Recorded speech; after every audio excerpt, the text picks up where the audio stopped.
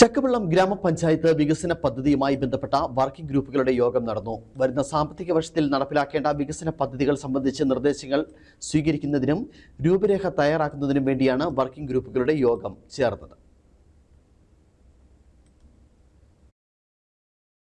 2026-27 സാമ്പത്തിക വർഷത്തെ വാർഷിക പദ്ധതി തയ്യാറാക്കുന്നതിനും വിവിധ മേഖലകളിലെ പ്രശ്നങ്ങൾ കണ്ടെത്തി പരിഹാര മാർഗങ്ങൾ നിർദ്ദേശിച്ച് രൂപരേഖ തയ്യാറാക്കുന്നതിനും വേണ്ടിയുള്ള ചർച്ചകളാണ് വർക്കിംഗ് ഗ്രൂപ്പുകളിൽ നടന്നത്.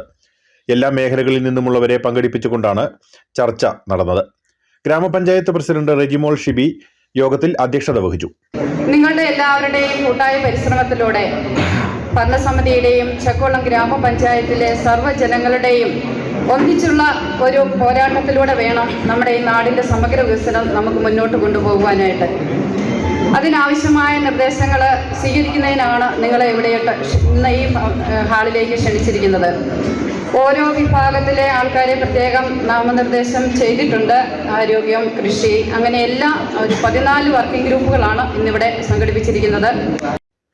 ഗ്രാമപഞ്ചായത്ത് vice president Babu Kottakkal, Kattappana block panchayat vice president Shiny Roy, ആസൂത്രണ സമിതി ഉപാധ്യക്ഷൻ ജെയ്സ് കാവുങ്കൽ, വികസനകാര്യ standing committee chairperson Shobha Piyar, panchayat secretary Jasmal Jalal തുടങ്ങിയവർ സംസാരിച്ചു.